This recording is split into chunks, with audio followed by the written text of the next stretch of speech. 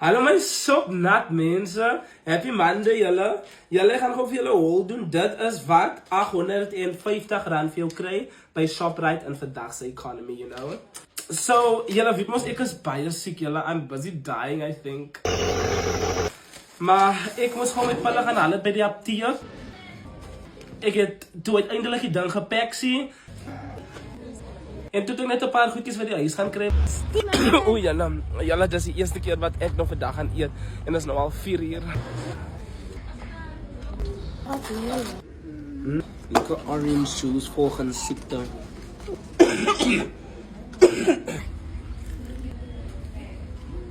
Okay julle, ek kan nie klaar eet nie. Ek het letterlik 'n halwe stukkie burger geëet en 2 nuggets en 'n bietjie chips. Kan nie lekker proe nie man, daai is die ding.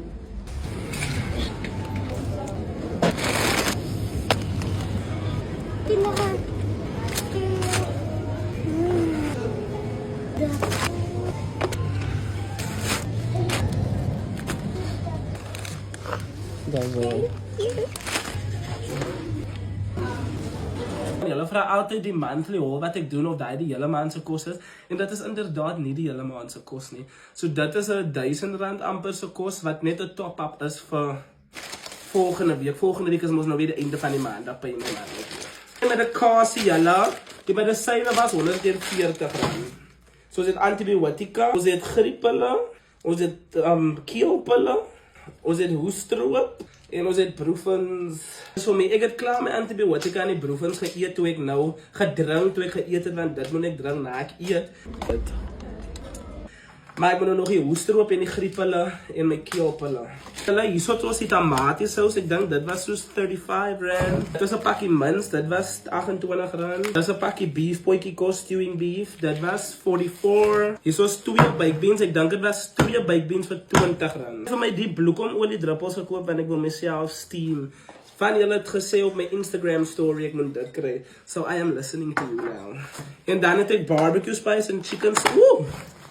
Barbecue spice en chicken spice en albei was R20. Dan het ek heuning. Die heuning is ook vir my konkoksie wat ek nou wil maak vir my siektes. Dan het ons kaas. Daai is net R35 se kaas. En dan het ons 'n sakkie Evos. Die Evos is R25 'n sakkie, maar dit is nog 'n bietjie hard.